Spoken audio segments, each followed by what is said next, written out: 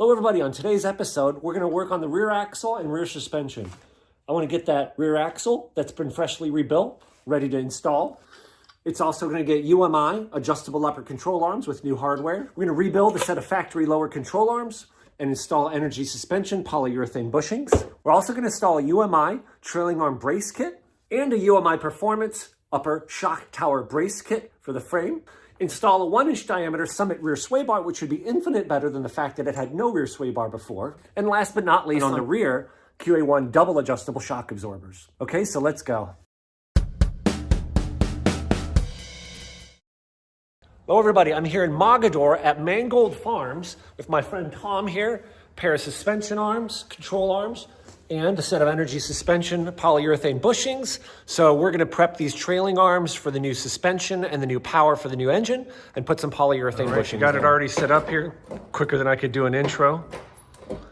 And do you have to worry about what other person said was putting something between the ends of the arm so it doesn't, is that kind of what you're trying to feel out? That's what I was trying to see, and it's trying to squish it. Is it trying to? Okay, so can I show what we're talking about? Yeah. It's braced, right? This is a boxed factory lower control arm, but there's nothing holding these two apart, right? And that's what we're kind of talking about right now, right? So, all right, so nothing laying around the right side. So you got a piece of pipe, you got a nice, beautiful bandsaw here, right? That stuff looks like it's probably about 1/8 inch thick, and you're just gonna cut off a piece 1.25 inches long, right? Yeah. And you said then you're gonna split it, huh? Cut it in half. Yeah. It'll match that radius real close. Gotcha. Perfect.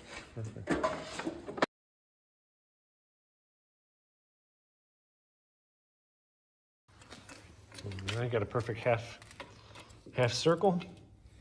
Right? Yep. I just If got it's a little tight, you just tap it in there, right? Yeah, because I already squished it a little bit. Oh, really?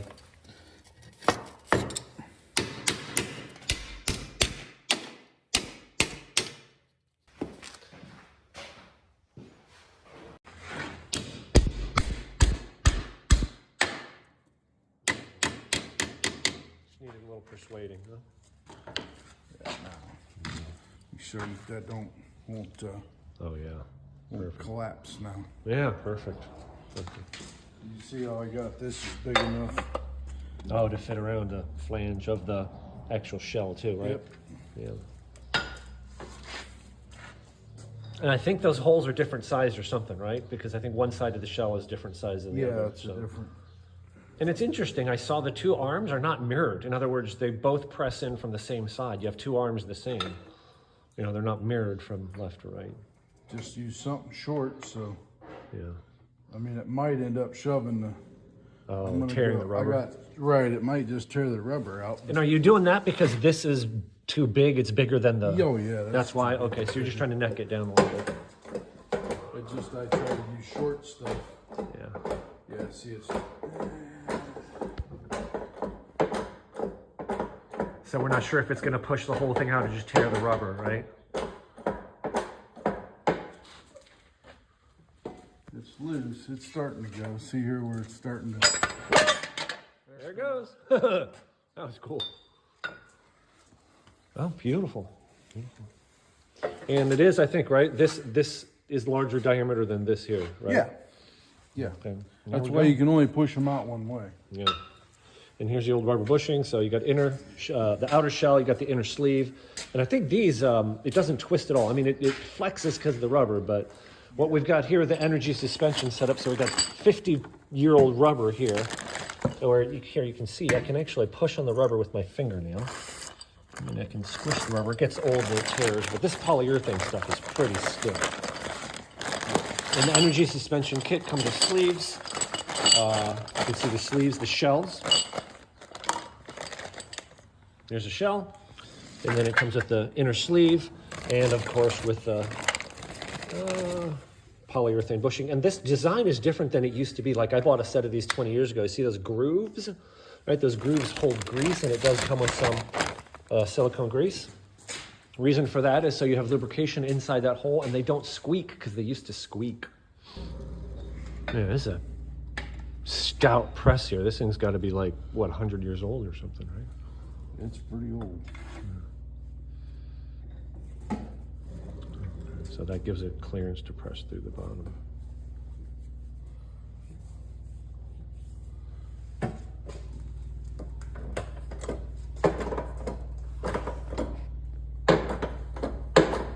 And there she goes.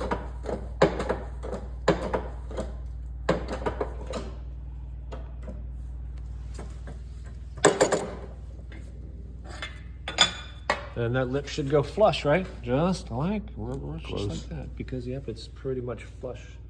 Yeah. On that side. Once you put your...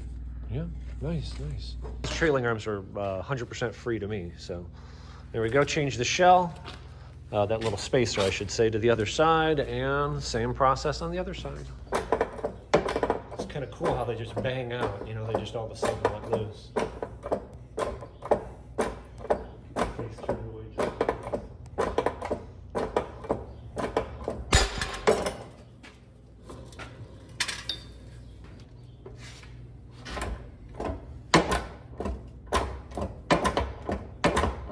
Goes. Look at that. Just like effortless. And you're just kind of eyeballing it when it appears to... Yeah, you can tell when it quits moving. Yeah. Don't want to just smash a bunch of stuff. Well. Very awesome. Look at that. Look how beautiful. There's a dent I was mentioning before. Didn't even notice that. So what I'll do is I will probably heat this up. I could probably get something like that pry bar there and pry on it, or maybe even take my dent puller, heat it up a little bit and pull that out. I don't think that should be an issue at all. But look at that, huh? Sand these down, paint them, and we'll be as good as new. Oh, all ready to go. All right, thank you, Tom. I appreciate it. Thank you so much. Okay, we'll probably have more stuff happening too. It's usually not this kind of stuff. Just repair, welding. You got any examples of what you can weld, or what you had a huge snowplow blade here the other day I was here? That was a bucket. A bucket, yeah. Here's the shop. This is one of your shops anyway, right? Yeah. You weld, you said a snowplow bucket? Snowplow. Well, a bucket. Like we extended that for a farmer. Uh-huh, okay. Of course, it broke back there. Oh, so you're welding it back up again, you're repairing that. I see the break there. Yeah. Here's where we built the winch mount. Wow, okay. Redid the basket. Gotcha. New jack. So you can weld up to how thick stuff? I mean, obviously you're welding to C-channel here, which is quarter-inch thick or really something. any thickness. Yeah. You can run heavy flux core, TIG, MIG, stick, whatever. Okay. And stick would be arc welding, right? Yes. Okay, awesome. And so you got the welder over there. Looks like it's about 4 times the size of my MIG welder. Well, 220s. Yeah. Oh, 220 welders. No kidding. Yeah. Okay. Awesome. And then we're going to be fence posts. Okay, wow. This big stuff here? Yeah. Okay. For gates.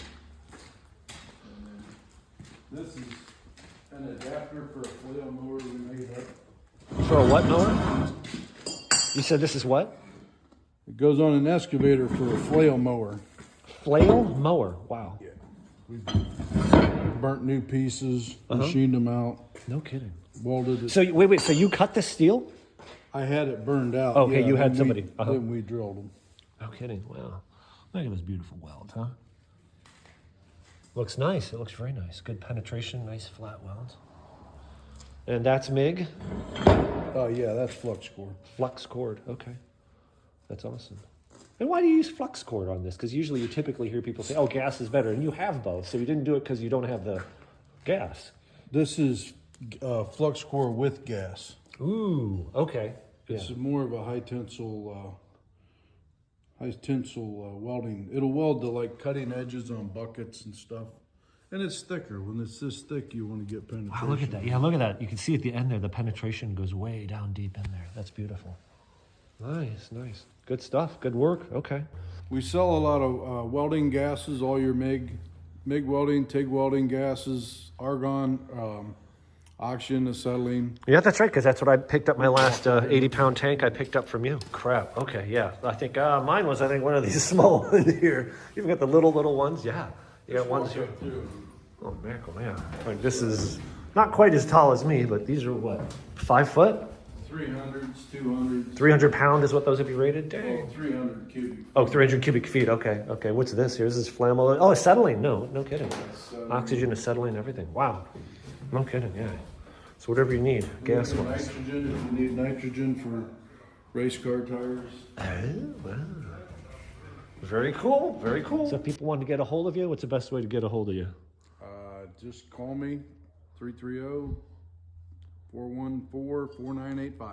Awesome. Okay. Thank you again. Okay, so let me walk you through what's going on here. So I'm using a 60 grit sanding flap disc on the right angle grinder to take off, the old paint and some of that surface rust.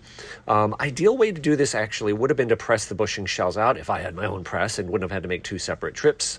But press the bushings out, then grind it, sand it down, then press the new ones in. Would have been ideal. There's a couple spots where I hit the new shells, then, sanding off that CAD coating, which is no big deal. But, then other thing, I wouldn't have to mask them off when I painted if you wanted to see that nice shiny CAD. Not that, I don't know if anyone will ever see it on the car.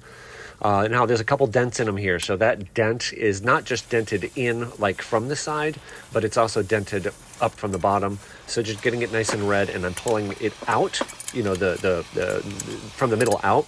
And then I actually kind of made it a little bit wavy. So I heat it up here, you'll see in a second, and tap it back in just to, I pushed that ledge too far. So there it is. Then the next step is going to be, after I get the outside straight, I need to get the channel straight. See, now I flipped it over 180. I know it drives you guys nuts when stuff moves around, especially it appears to move more than it really does in real life because I'm on, time lapse here. But I needed to hammer down. That's why I didn't put it in the vise. So this is getting rid of the dent where it was pushed vertically up. And so just heating it up and, working it, heating it up and hammering with that, what do you call that thing, the pry bar, that has a nice turn down in it and a flat spot to nail, or, to hit. So that worked out pretty well. Working it, taking my time, checking it, being safe with the torch, hanging it up behind me, and there it is.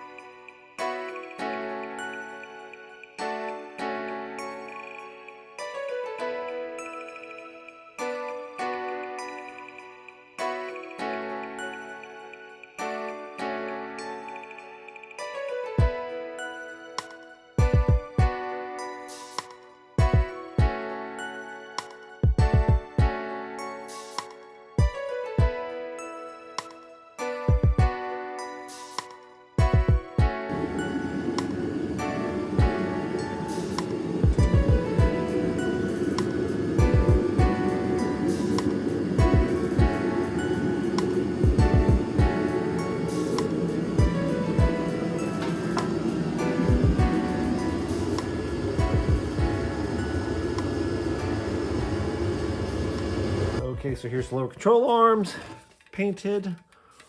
Not perfect, but not bad, right? I actually used SCM trim black, but this stuff is a little bit flat. So I clear coated it, made it kind of a little glossier. Just because I didn't have gloss black paint. So here's the bushings that go in. One of the reviewers said that this grease is no joke. Like, in other words, like, it's hard to get it off your hands. So I was like, that is a good tip. So make sure I got my gloves on to keep it from getting everywhere.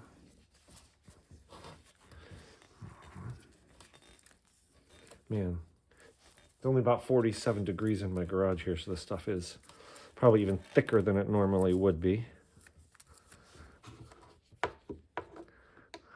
Wow, this stuff is really thick and gooey.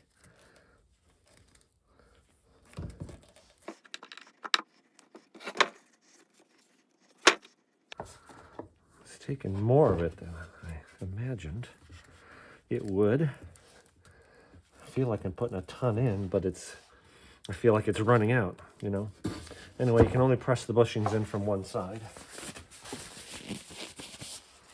All right.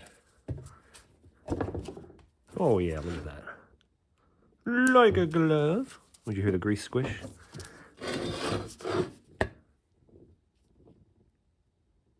You know what I should have done? I didn't do. I should have put some between that surface.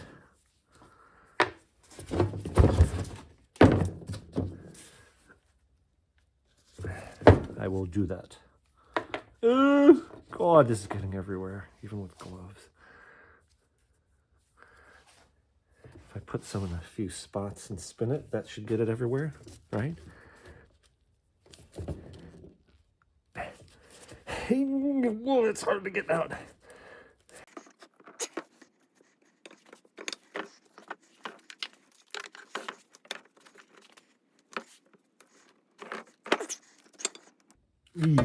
All right. You get the idea. I'll repeat on the other end. Alrighty, there we go.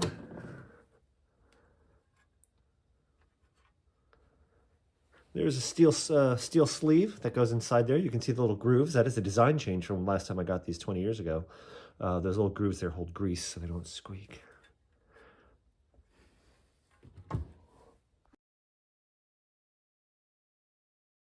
So here I am putting silicone grease inside the bores and pushing in the sleeves.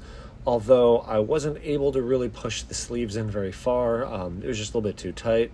So first I thought, oh, I'll push it with a socket. That didn't work. So I just took them over to the workbench over here to the vise, and I was able to push them in very easily, like almost effortlessly, using the vise jaws to clamp them in. So they all go in nice and smoothly, and you want to make sure that those grooves are packed with grease. And here is the end result. Now we've got some new parts to install. What you see here, I got some new grade 8 bolts for the trailing arms on the left. And then next to that is a UMI Performance Control Arm Reinforcement Brace Kit 4028-B for the 6872 A body. Then is a UMI Performance Shock Tower Brace Kit 4058-B. That connects the upper shock towers, on the frame mounts on the full frame car, left to right to each other. There's nothing connecting them on the car. And then there's also a 1-inch diameter rear sway bar that is a Summit Racing sway bar SUM-720208. And then you see here 2 pairs of shocks. This is QA1. For the fronts, I got the QA1T as in Tango, S as in Sierra 505. And that is a QA1 single adjustable shock. You can tell single versus double because single has 1 knob and double has 2. And then the QA1 Star Stalker, T as in Tango, D as in Delta 801. So TD, D as in Delta, is for double adjustable, and TS as in Sierra is for single adjustable. And based on my engine guy and a couple other people, if you're going to spend the money for double adjustable, I think it's going to do more good on the rear. My opinion. Now, I'm underneath the car here. The axle has already been taken out, already been pulled out, months ago. And I'm going to get all this ready, all this area ready here for the new axle to come in, as well as new trailing arms. So the old trailing arms, old shocks need to come out. And while everything is out, I've already cleaned and painted from right about here, even with the front of the gas tank back. When I had the gas tank out, you can see that in other videos. So I want to get this section of the frame and floorboards cleaned up. First thing you want to do is you want to take PB Blaster, get PB Blaster. Soak down the nuts and the bolts of all the joints connections you're going to loosen. And just understand, just getting this one bolt out here to get this trailing arm off, the nut I got off fairly easily, but it took me about an hour and a half pounding with a 2-pound sledgehammer, even though the nut was off, to get that nut back out. That's the kind of stuff we run into. And this car's not very rusty, okay? So just keep that in mind. I've got the upper bolt out. And you see the factory bolts, by the way.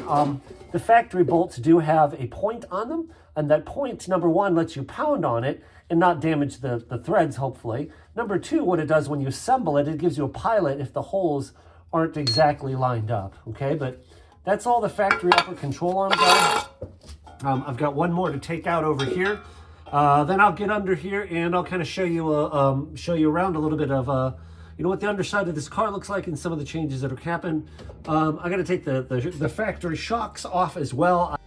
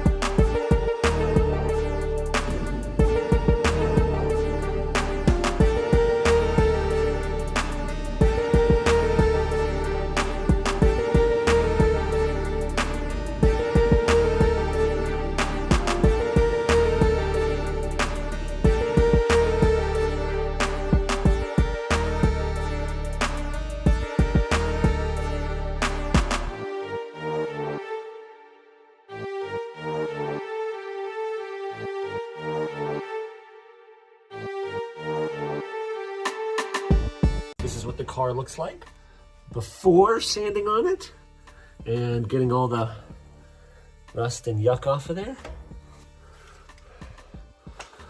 And this is after.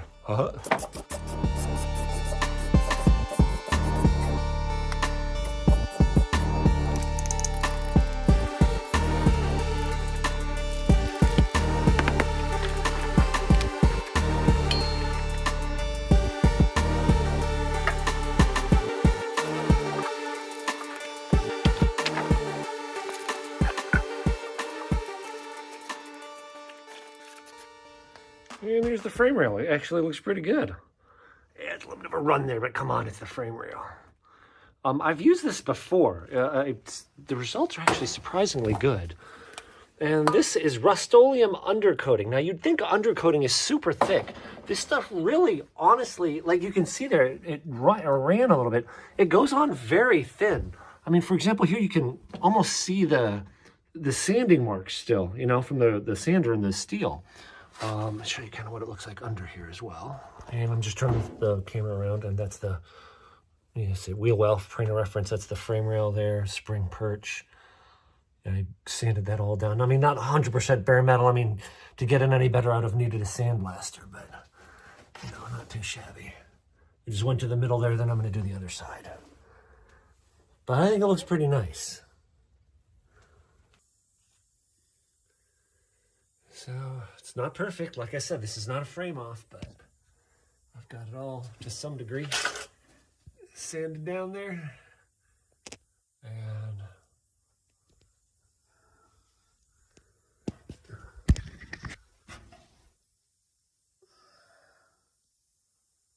we'll get her painted. So it's not perfect. Like I said, this is not a frame off, but I've got it all to some degree sanded down there. And we'll get her painted.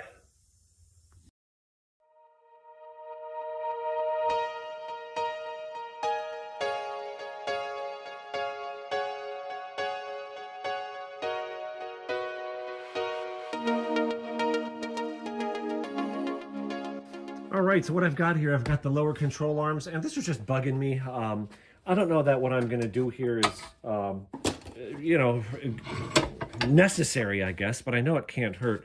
So you've got the lower control arm, it's boxed. This is actually a plate. It goes up, and then it's flat. You can see it's here, it's welded, not welded. Well, this is from the factory, right? And that gives support. Not only does it box the control arm, but it also, the reason the U shape there is because then it gives support so the tube, the flanges don't crush. You know, when you put the bolts in for the sway bar, I'll show you the stock one. So this is obviously, you know, infinitely stronger than a stock sway bar like this. But I'm still looking at this open end, and it kind of bothered me. So what I did was I cut out 4 pieces of steel just like this, right? This is fairly thick gauge steel. It's not just your regular sheet metal thickness. I've had this laying around for years, and I'm going to weld this in place. And I'm going to box in the end of the control arm. And because what you have, I believe what you have under acceleration, it would be this way. This would be the back of the car. This would be the front of the car. So what you're going to have is the whole thing is basically, I think, in compression. In other words, the axle is going to be pushing forward on the tube this way. There's going to be torque when you're going around corners. But like I said, we have this section here that could flex, especially at the front of it. I think this will definitely help, can't hurt.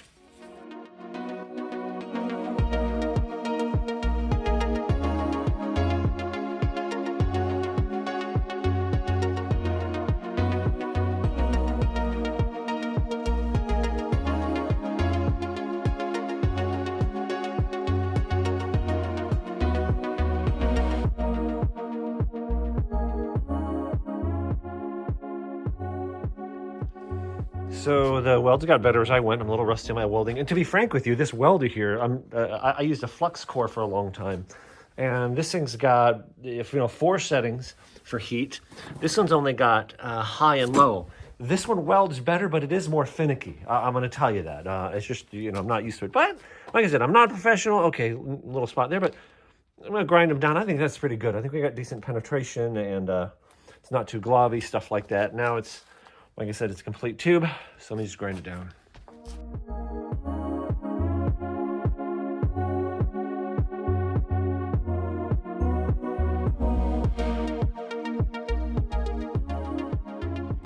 And here are the lower control arms finished. See where it's welded? There they are now. Fully enclosed and boxed. By the way, that notch there on the top, I've noticed the front of the control arm.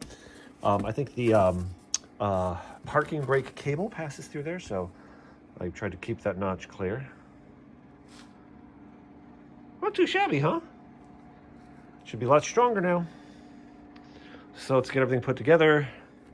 And got one more tub of this grease, the silicone, thick, sticky silicone grease that the polyurethane bushings came with.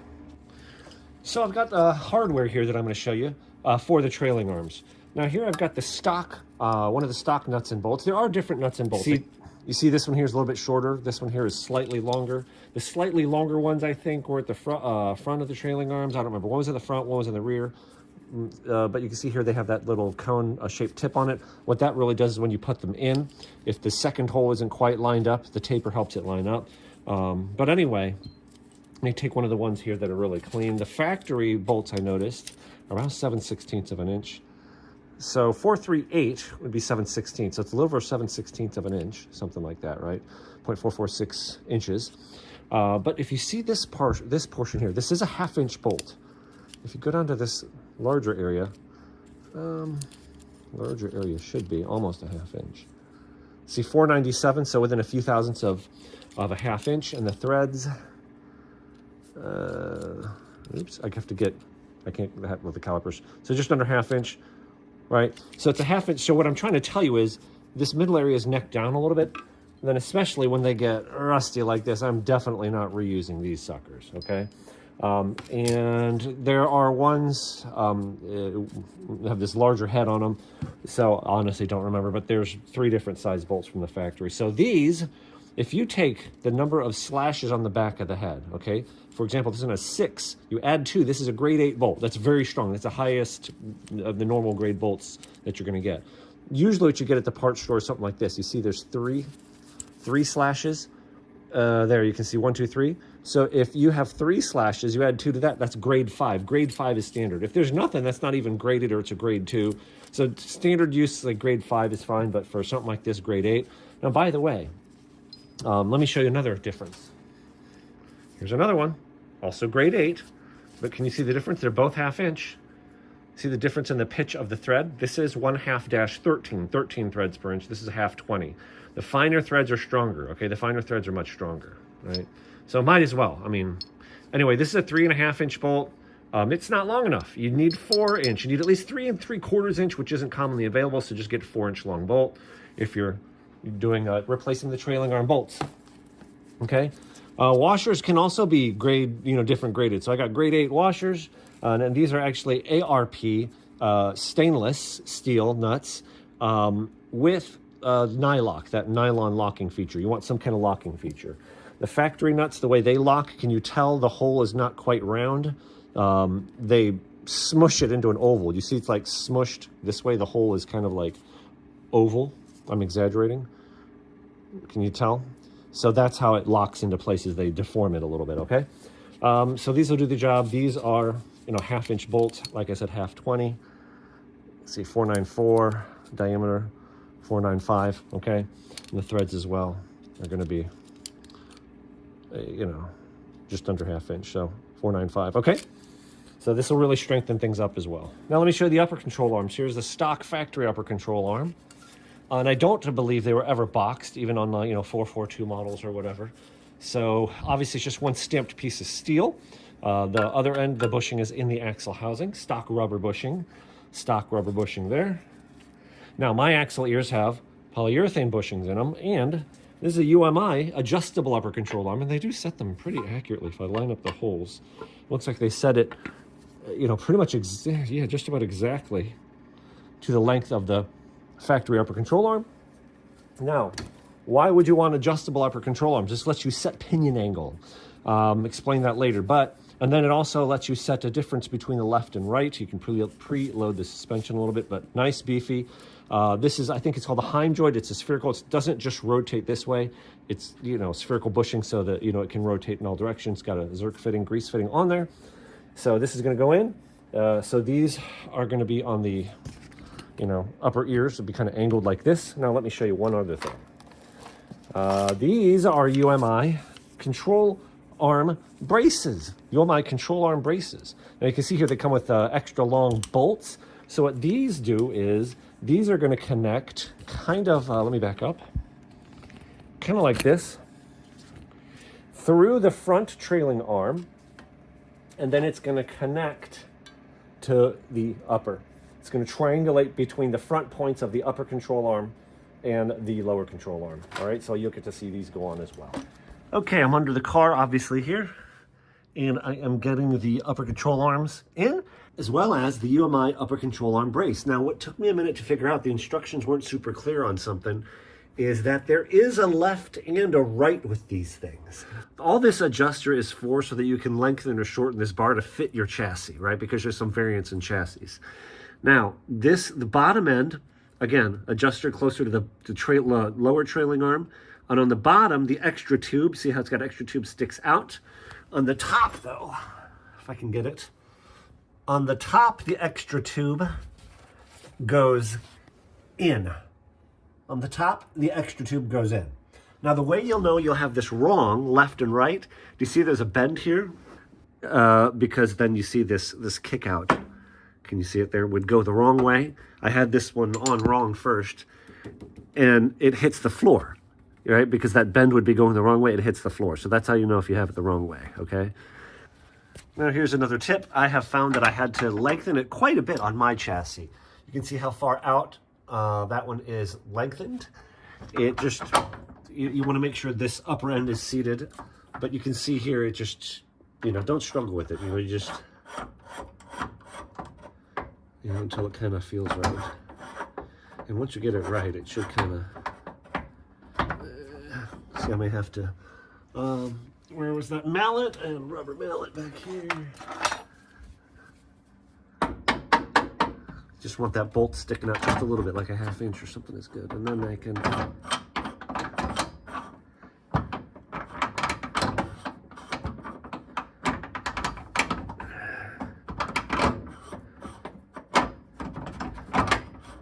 seems like you have to kind of lengthen it more than you'd think you would. Is that maybe one more? Nope, I think one more is too much. I think it's going to be right about there. And I think that's pretty good there, because now I got it to seat all the way down. I've got enough threads showing where I can put the hardware on. By the way, what I did was I replaced it only came with one washer. I'm deciding to put on, if I lost it, I'm deciding to put on 2 washers, and I'm using grade 8 washers, so I'm going to put a washer on each side and make change out the one to a grade 8. Okay, here's some shock absorbers. These are for the front. These are the QA1. I'll put the part number on the screen. But these are the stocker, street stocker. This is single adjustable. You see, how can you tell? It's got one knob.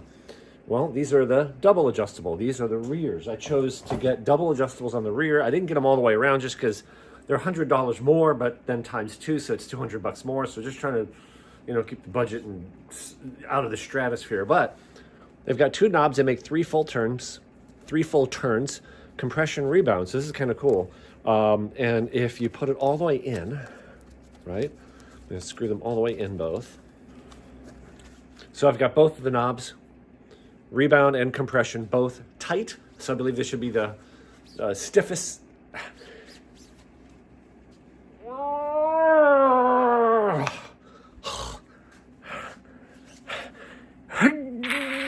Oh my gosh.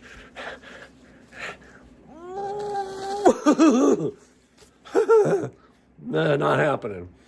Let me loosen them. This is the rebound, so that should be extension. Yeah, I got stronger, huh? Nope, not happening. So this would be now the compression. Let's loosen the compression up, huh?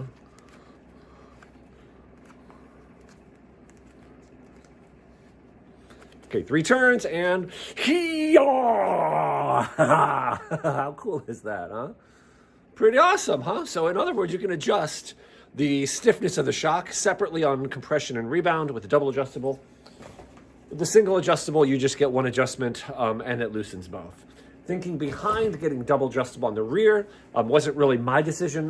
My engine guy, he's run 10s consistently over and over. He said he think it'd be a little more useful in the rear to have that double adjustable. The way the suspension should work when you're launching is the rear suspension. The front of the car were this way. Should extend. So he thinks you're going to want it a little bit looser and then tighter on the compression, because then the weight's going to transfer and it's going to compress. So these are going on. And the rear axle is in. Look at that. That's pretty, isn't she? The trailing arms are in. Those are the boxed lowers you saw. The Summit Racing rear sway bar is in. That's called hammer tone. It's actually kind of a grayish and black spattered kind of thing. The QA1 shocks are in. I think this is the way to orient them. I could twist them 180 so that those adjustment knobs there are on the outside, but I think that's going to be harder because it'll be right up against the tire. I think this way you reach in past the tire and it'll be more accessible. And you can see I've got the grade 8 fasteners there with the nuts, or the nuts and things like that marked. See if they back off. And up there at the top, those are the springs this car came with. And I just cleaned them off, hit them with paint. That's not too shabby, huh? And there's the UMI adjustable upper control arms. Those are actually surprisingly easy to put in. I don't know if you've ever put in upper control arms when you're putting an axle in. And you kind of usually have to struggle because the orientation is a little bit off. And you find yourself, lifting the axle up, the pumpkin up with the floor jack to try to, get the, ears to line up with this end of the controller. But these rotate because there's a rotating joint there. So they're really easy. And there's the other side. And there is the UMI control arm braces. They run from the front mounting point of the lower control arms to the front mounting point, which is around the back side of the upper control arms. Obviously, those are on both sides. You can see it there. As well as here is the UMI shock tower brace, right? So obviously what this is doing is that's connecting this part of the frame to that part of the frame. The rest of that is floor there, so there's actually nothing from the factory connecting that. So that's definitely going to strengthen that area. And you're also bracing the 2 points on the chassis, so that's going to greatly stiffen things. Because remember, with this new axle in here and the engine that's going in it with a big block olds, it'll be 482 cubic inch olds. There's significantly more force being transmitted through all this stuff than from the factory, right? And of course, there you can see the red polyurethane bushings on the lower control arms, energy suspension, energy suspension, polyurethane bushings on the axle ears on both sides. And then it's a solid Heim joint there on the front of the trailing arm. So, doesn't that look nice? Man, I've just been standing out here, sitting out here, staring at it, The car's finally going together and looking nicer. By the way, you may be wondering, why the heck the pumpkin is painted aluminum? The reason for that is they were like 300, 400 W27 optioned, I think it was 1970, 71, somewhere in that neighborhood, Oldsmobile 442s that came with Oldsmobile O-type 12 bolt. Oldsmobile O-type 12 bolts had a 12 bolt cover, very similar to this. You get the finned cover, that was not the rare part. But there's like 300-400 of them that came with an aluminum center section, believe it or not. This is painted. This is a Chevy 12 bolt, but this is just painted to look like that. So I wanted it that way. Snowing outside here. It's like, what does the thermometer say? Oh, it's warmed up. It's 39 degrees outside. It was like 24, 25 earlier, but I even opened up the garage door here to let more ambient light in for you guys so you can see better. Isn't that kind of nice? I got new fasteners, new hardware all around. Like the sway bar came with new fasteners, but for example here, you know, that is a 7/16 20 fine thread, you know, stainless lock nut I got there, nylon lock nut. And, you know, just want everything to be safe as well as look nice.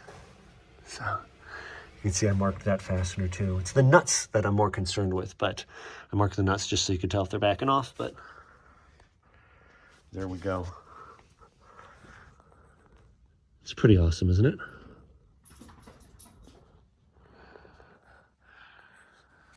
Give you another all-around view of this thing. And you can see I marked some of the fasteners so you can tell if they're backing off.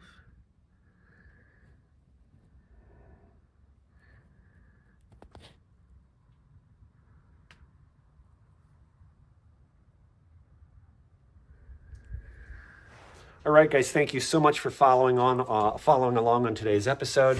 Obviously, more body work is coming up on this. Engine stuff, interior stuff is going to be happening. This car will be driving here for summer 2024. If you like this video, please hit that little like button and feel free to subscribe if you feel so entitled to. All right, talk to you guys later. God bless.